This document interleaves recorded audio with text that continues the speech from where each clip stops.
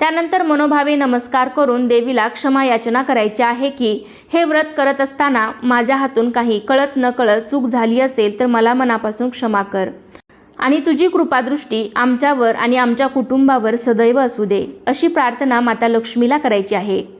आणि मग त्यानंतर आपण ही पूजा विसर्जित करणार आहोत।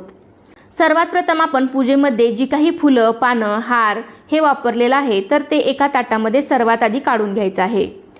तर ही फुलं, पानं तुम्ही वाहत्या पाण्यामध्ये किंवा कुंडीत किंवा तुमच्याकडे गार्डन किंवा रानात, शेतात एखादं गार्डन असेल तर त्यामध्ये एखादा खड्डा खणून त्यामध्ये हे सर्व फुलं, पानं आहे तर ते तुम्ही तिथे विसर्जित करू शकता किंवा मग झाडाच्या मुळाशी ठेवली तरीसुद्धा चालतील।